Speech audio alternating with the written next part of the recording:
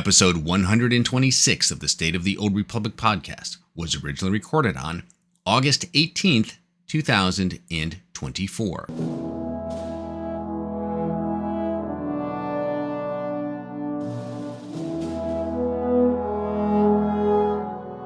It's the State of the Old Republic podcast.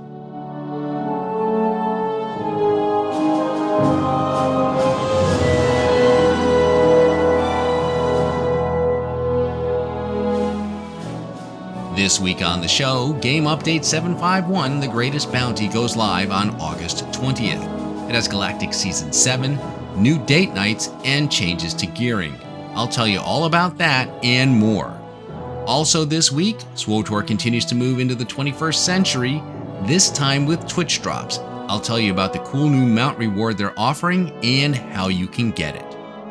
And speaking of cool mounts, there is a new limited time bundle you can purchase. I'll tell you what's in it, how much it costs, and if I think it's a good deal. And with that, it's time to make the jump to Lightspeed. And cue the moron. Welcome to episode 126 of the State of the Old Republic podcast. I'm your host, Ted, and as you heard in the opening, I have a great show lined up for you today. I realize it's been another minute since I've done a show. It is what it is, but I'm still here and I have a lot of ground to cover today. Starting with Game Update 751, which goes live on August 20th, just a couple of days from now. It has the start of Galactic Seasons 7, changes to gearing, new date night missions, and more.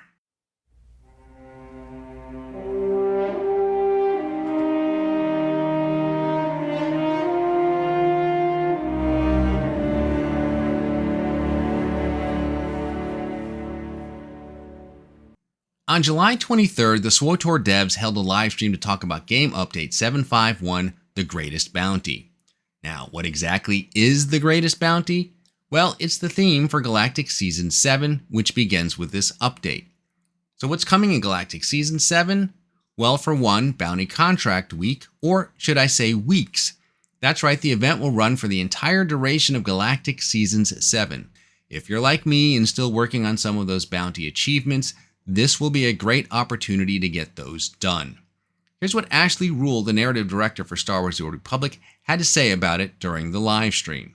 So the theme for Galactic Season 7 is bounty hunting. And so you're going to be meeting with a representative of the Bounty Broker Association in the Minbusa district. Her name is Kantek Bren. She's a very fun little character that you get to meet for a beat, and then she's going to put you out to find bounties throughout the Galactic Seasons. So it's going to be real fun. Now, in addition to normal bounty contracts, we will get the opportunity to hunt down some larger and more formidable prey. Here is Eric Musco on the return of the Dark versus Light bosses. For bounties, there's no greater, bigger bounties that could exist for players to go after. And one we've heard players want to go after, then the return potentially of DVL bosses. So we've heard about, for a while now, there's been a lot of requests for an opportunity for players to be able to earn DVL tokens again. And so what we're doing is Dark vs. Light bosses will be tied to weekly objectives as part of Galactic Season 7. And so defeating those DVL bosses, just like existed during the DVL event. And just to be clear, this is not the return of the DVL event. This is just the bosses. But players who defeat the DVL bosses will be able to earn the DVL currency and go back to those vendors and get the rewards off of those vendors. Now, I want to clarify something about the bosses. If for no other reason, then you don't often get an opportunity to outgeek the developers on their own game. Eric and Ashley referenced the Dark vs. Light event. The bosses were introduced in the Knights of the Eternal Throne expansion and were tied to the now defunct Galactic Command/Galactic Renown system. The bosses were removed with the release of Legacy of the Sith, not sure why, and players were unable to earn that currency and purchase those rewards. Now, here's what Eric had to say about tackling these bosses. So let's talk a little bit about the DVL bosses, if you were unfamiliar with them. So they can spawn on Hoth, Tatooine, Drow and Coruscant, and Alderaan. And they are designed for 8 to 16 players. So this is very important. They are not, you're not going to just go take one by yourself, I don't think. I have to look if there's a video of someone taking them down by themselves, because maybe that did exist, but I don't remember that. So you really want to get your friends together, or just yell at people on the fleet in all caps, please don't do that, to get some friends together and allies to go take these bosses down. They are meant as larger group content to go defeat these bosses. So this is really one of those places where we can kind of extend the Galactic Season into a little bit of a focus in larger group content. One important thing to note about the Dark and Light tokens is that they are character-based currency and not legacy-based currency, which can be frustrating if collectively you have enough tokens to buy something, but individually you do not. Now, as far as the rewards go for Galactic Season 7, there'll be the usual armors, mounts, titles, and weapons. The armor is leather-based this time. There is another Lothcat kitten pet, and likely more things that they haven't revealed. I imagine that there will be a Galactic Season 7 article up on SWTOR.com by launch day, so keep an eye out for that. So that's Galactic Season 7, the greatest bounty, and if you need a break from tracking down the galaxy's most wanted, you can unwind with that special virtual someone and go on a brand new date night. There are 2 new date night missions coming in 751. The first one is for Republic troopers who are in a relationship with Eric Jorgen, and the second is for Sith warriors who are in a relationship with Vet. Here's Ashley Rule talking about what you can expect from these new missions. Well, but we are very excited to tell you about the 2 companions that we're bringing. So, drumroll please. The first one is Eric Jorgen, which I think a lot of you guessed. So Jorgen is a Republic trooper companion. He's the first companion you recruit on Ord Mantell. He's a very straight-laced soldier of the Republic until the events of Knights of the Fallen Empire. Very straightforward, very direct. And his date night is going to be a target practice. So you'll be on Odessen, shooting off targets, and the date will be around, either trying to meet him at his competitive level, because he's a very competitive, very skilled fighter and sharpshooter, or try to get him to relax a little bit and not take things so seriously. Cool it down. Yeah. But he's our grumpy cat man. We love him. Yep. And second is Vet. We are bringing Vet. Vet is yes. We're very excited to have Vet. So Vet is the Vet is the first companion of the Sith warrior on Korriban, and Vet is, I think the best word to describe her is she is a bit of a scoundrel. She loves to go on wacky hijinks. She loves to reclaim things and reclaim items from where they put them where they belong. Yeah. And so her date relocate them. Just move them around. So her date takes place on Makeb, and it is set in a beautiful hut run museum. And she's going to request the Sith warrior to help her out reclaiming something that is in the museum. And it'll be up to the player if they want to follow her lead on this little heist of sorts, this little hijinks, or if they want to take matters into their own hands and do it like a Sith warrior would. Yep. So this one's really fun. I'm really excited for players to see this. Yeah. Nothing says romance like a little bit of light thievery. Yeah. I think the date night missions have been a nice addition to the game, and if you listen to Ashley on the live stream, you can tell she really likes these as well and is very passionate about them. And one of the things we were talking about earlier is that one of our goals for date night is, because you're spending time with these companions, each one is very unique, each has a very different personality, things they value, things they want. And we want each date to exemplify that, but also be a bit of character exploration and maybe even give them a little bit of growth over these dates. So not only do you get to interact with them and show your affection and how your relationship is with that character, but we get more character development for these characters. So. Yeah, it was really fun. I literally just played through both of these yesterday, and it was very interesting playing them back to back and just seeing just how very dramatically different they are in personality. Yeah. And everything, right? Like the grumpiness that grumpiness maybe not the right word. Gruffness. That's the good word Yeah. of Jorgen, right? The directness of that date versus the playfulness and everything that Yeah. came from Yeah, doing with Vet, that. it's like you could be in the most dangerous situation ever, and Right. she's just playing it off like, this could be worse, Yeah, maybe. right. And it's super fun. It was great. And just as a reminder, there are some restrictions for these date night missions. Little things like the companion has to be alive. Once again, here is Ashley talking about the eligibility requirements for these missions. So just a little reminder on how date night missions work.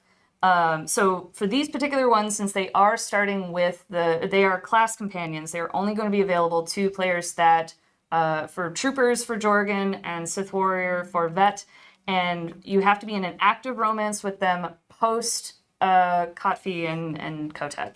Right. Well, post Kotfi is when it's going to be unlocked. Yep. Knights of the Fallen Empire. So Yeah. and they have to be alive. Yes.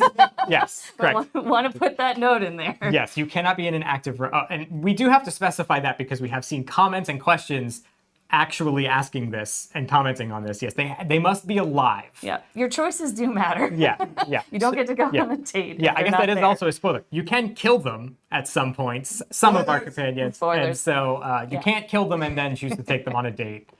Yes, but then That's that not date will how be that available to you if you're in an active romance with them. You can play that weekly, and then each subsequent playthrough of the date will earn you different rewards, including a title, an achievement, and then a deco that is very unique. The rules around these missions make perfect sense, and I have to say, I usually engage in a romance with most of my characters, but I haven't done them all. And I find that I tend to lock into certain combinations that I often repeat. So while date night is a great feature, it's one in which I have very limited access, and I either need to create characters with the intention of engaging in specific romances, or I'm relegated to experiencing these missions on YouTube. While we're about to have 6 date night missions in the game, I currently have access to only one of them.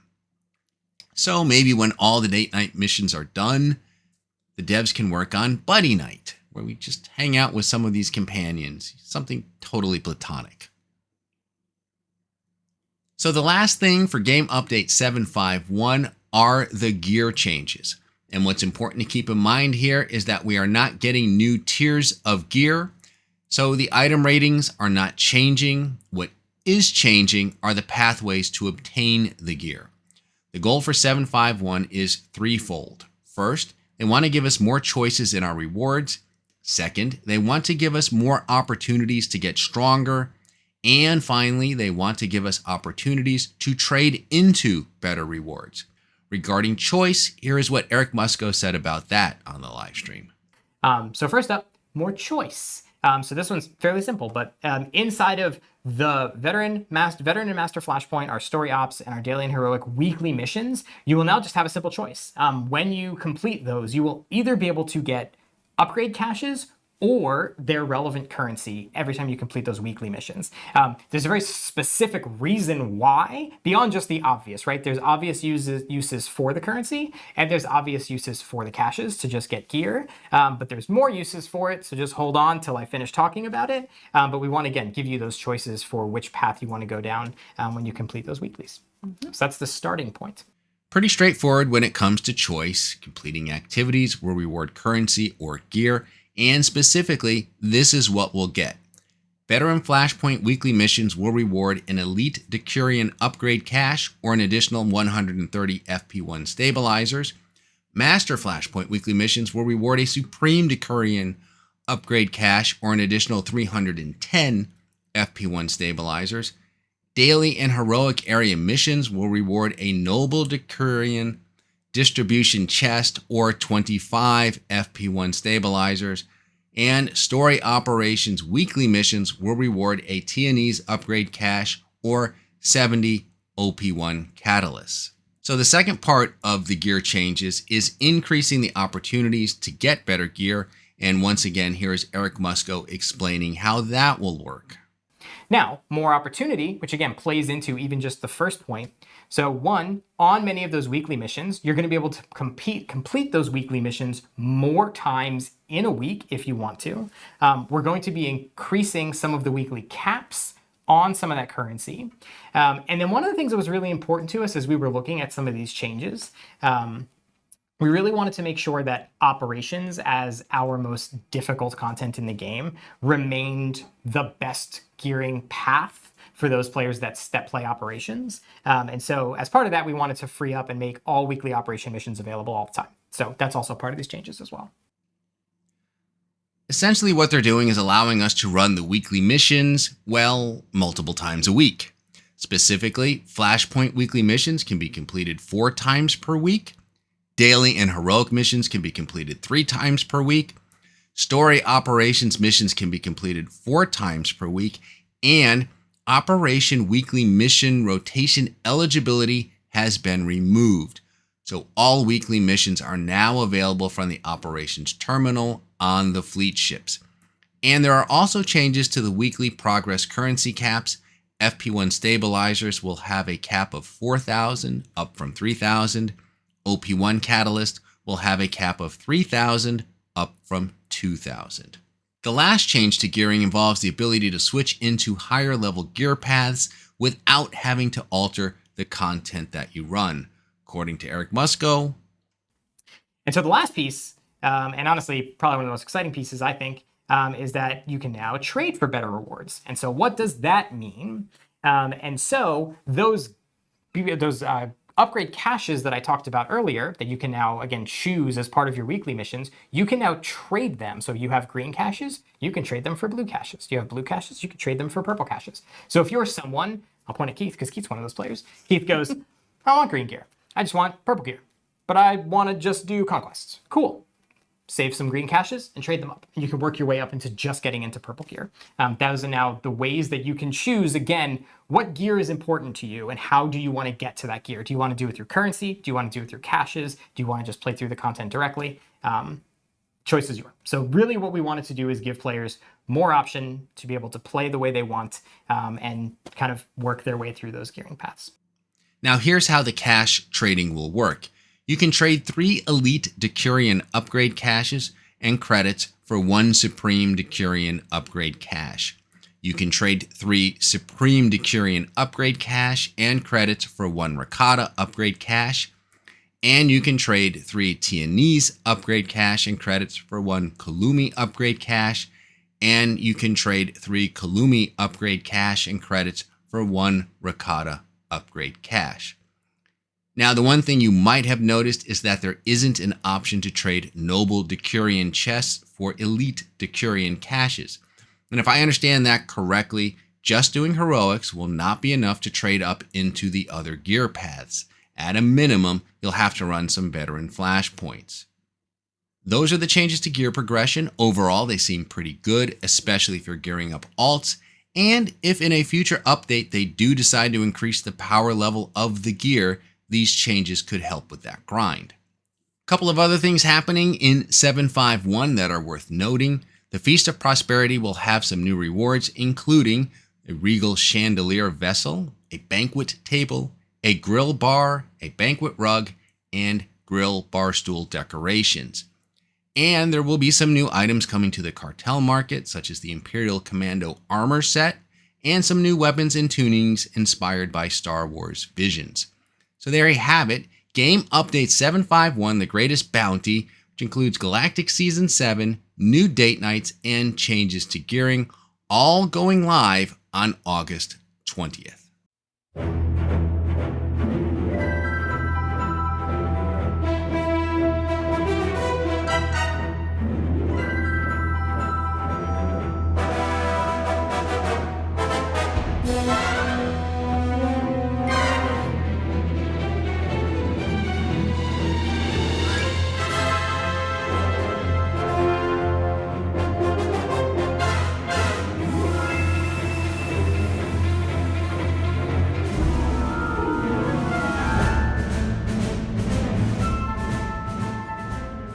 For those of you who like to tune into players streaming Star Wars The Old Republic on Twitch, I have some good news for you. Starting with the launch of Game Update 751, you will be able to earn rewards via Twitch drops. The first Twitch drop for Star Wars The Old Republic is the Orleans Void Stream Vehicle Mount. It's your typical Orleans mount model with a cool dark light purple coloring, and I think it looks really good. So, how do you earn this mount?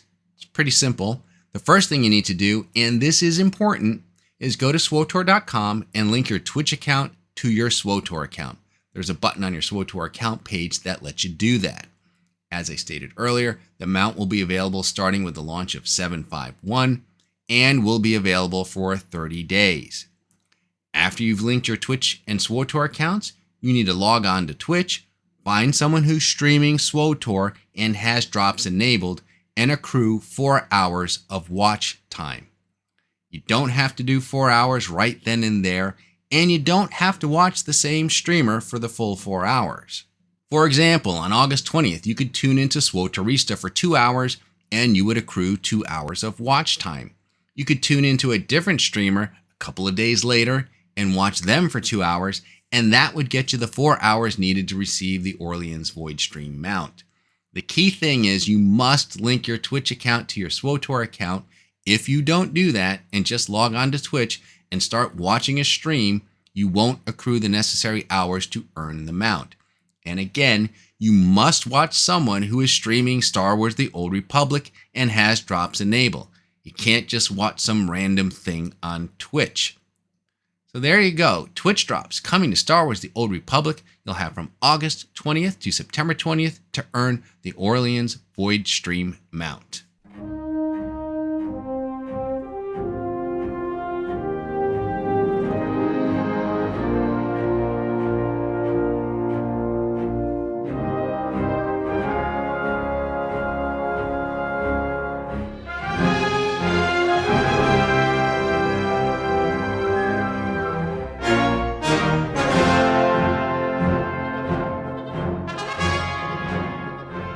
The last thing I want to talk about today is the Master the Fight Firebolt Edition bundle that's currently available for purchase.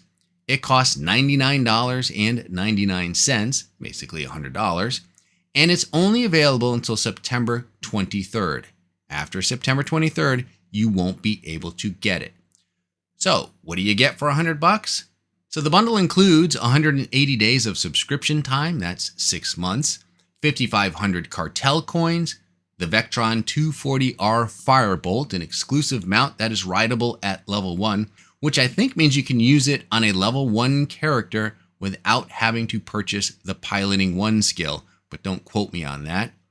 And it also includes some metallic red dies. Each character created will receive 5 exclusive primary red metallic die and 5 secondary red metallic die modules. And these dies are bound to legacy, so you can share them between characters on the account. $100 isn't exactly small change, but is this a good deal? Well, one way to look at it is this. If you were to purchase a 180-day subscription, that would cost you $77 and change. If you were to purchase 5,500 cartel coins, that would cost you $39 and change. So purchasing those two items independently would cost you around $118. With the bundle, you're getting them for $100 and you're getting the mount and the metallic dies. And as I mentioned, those dies are bound to legacy. So as long as you have an empty character slot, you can create a throwaway character and generate those dies as you need them. Now the description for the bundle reads as follows. Continue your journey with one of 8 origin stories and follow the path of the light side or the dark side of the Force. Wield a blaster or swing a lightsaber, fight under the banner of the Galactic Republic or Sith Empire, and experience hours worth of voiced cinematic storytelling. Build or destroy relationships with compelling characters as you make choices that determine the fate of enemies and allies alike. Based on that, this is somewhat geared towards bringing in new players. But if you have an ongoing subscription or are on a 180-day subscription plan, you might want to give it a look. Heck, if you're on a 180-day subscription plan and are going to continue that, then you are already committing to that $77. So for an extra $20, you get the coins, amount, and the dies.